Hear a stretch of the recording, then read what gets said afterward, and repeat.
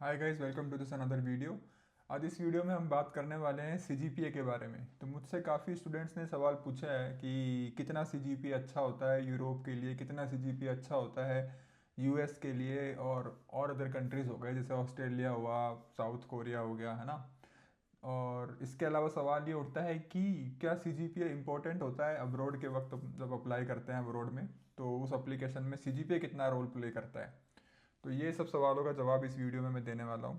तो स्टार्ट करते हैं हम यूरोप से और स्टार्ट करते हैं हम इंडिया से। सो इंडिया में जब आप हायर एजुकेशन के लिए परस्यू करते हो तो इंडिया में सीजीपीए और रिसर्च एक्सपीरियंस दोनों का बैलेंस देखा जाता है एक तरीके से।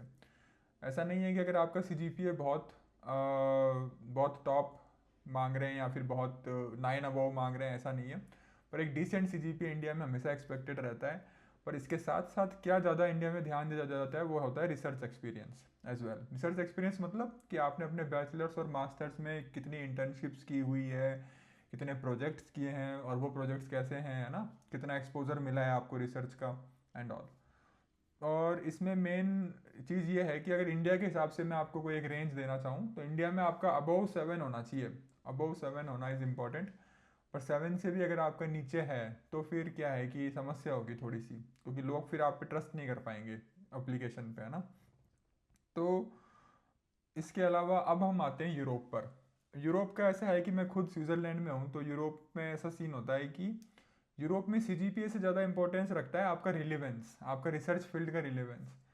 तो इसको मैं ऐसे एक्सप्लेन कर सकता हूँ कि फॉर एग्जांपल लेट्स से अगर किसी आदमी का सीजीपीए जो है 9 अबोव है, फॉर एग्जांपल 9.2 है, 9.3 है, पर उसका रिसर्च प्रोफाइल या फिर उसके रिसर्च एक्सपीरियंस जो है वो मैच नहीं खाते हैं उस पोजीशन से जहाँ वो अप्लाई कर रहा है, तो इन दैट केस वो पोजीशन पीएचडी की पोजीशन में उसको क्या है कि लेंगे नहीं, है ना। रीजन बीइंग यहाँ पे सीजीपीए से कुछ फर्क नहीं पड़ता, आपका जो एक्सपीरियंस और स्किल्स है वो इस पोजीशन से मैच नहीं खाती है। तो जैसे मैंने बताया यूरोप में क्या होता है कि ये जॉब की तरह होता है पीएचडी। तो जब जॉब की तरह होता है तो उसमें वो लोग क्या है कि आपका स्किल सेट और आपके रिसर्च एक्सपीरियंस को ज़्यादा प्रेफरेंस देते हैं। हाउएवर यहाँ पर भी इम्पोर्टेंट ये है कि एक मिनिमम जो लेवल है वो तो आपको मेंटेन करना पड़ता है। और यूरोप के जो टॉप यूनिवर्सिटीज़ है जैसे कि ईपीएफएल हो गया, ईटीएस जूरिक हो गया, इनके लिए मैं सजेस्ट करूंगा कि मिनिमम लेवल जो है वो 8 है। तो आपका सीजीपीए 8 से ऊपर होना चाहिए, 8.5 होना चाहिए इज डिसेंट, है ना। ऐसा नहीं है कि 9.5 होना चाहिए, उतना ज़रूरी नहीं है। तो 8.5, 8 अबो सीजीपीए मेंटेन करना चाहिए यूरोप के लिए। और फिर अपना स्किल सेट पे ध्यान दो अगर, कि भाई आपकी स्किल्स में रिसर्च एक्सपीरियंस पे ये अच्छा होना चाहिए। अब बात आती है यूएसए की। यूएसए में क्या है कि वो आपको स्टूडेंट की तरह देखते हैं। इंडिया और यूएसए का काफ़ी सिमिलर सिस्टम है। तो यूएसए में जब आप पीएचडी के लिए अप्लाई करते हो तो वो उनको ऐसा नहीं है कि आपको डायरेक्ट यूरोप की तरह प्रोजेक्ट दे देंगे और जॉब की तरह ट्रीट करेंगे। यूएसए में आपको पहले के साल पढ़ाया जाता है, कोर्सेस होते हैं, फिर सेकेंड ईयर थर्ड ईयर में आप क्या है कि अपनी रिसर्च लैब चुनते हो, फिर रिसर्च स्टार्ट करते हो।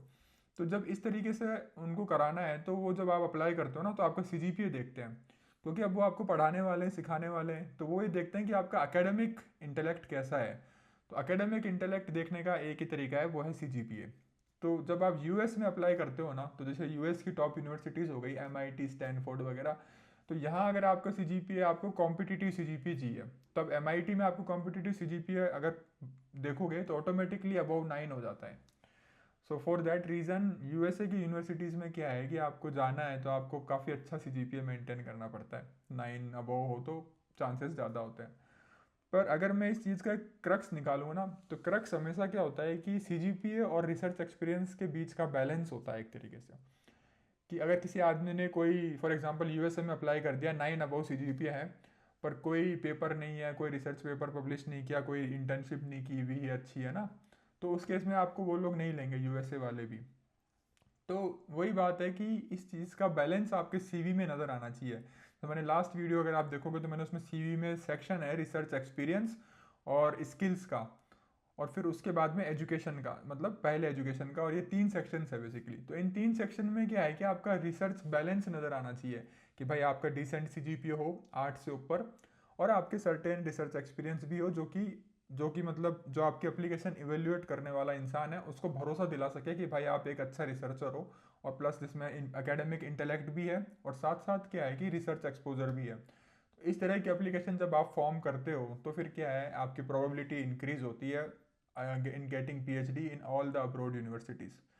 किसके लिए ये वीडियो काफ़ी इंपॉर्टेंट हो सकता है, जो लोग अभी अपने बैचलर्स में हैं, अपने मास्टर्स में हैं, भले ही वो किसी भी यूनिवर्सिटी से हो, उससे फ़र्क नहीं पड़ता, पर अगर वो ये चीज़ माइंड में रख के अपना एकेडमिक CGPA और अपना इंटर्नशिप्स वगैरह से ऐसा प्रोफाइल डेवलप करते हैं, तो इन दैट केस आल्सो उनकी भी प्रोबेबिलिटी जो है वो इंक्रीज़ होती है अब्रॉड में PhD सिलेक्शन के लिए।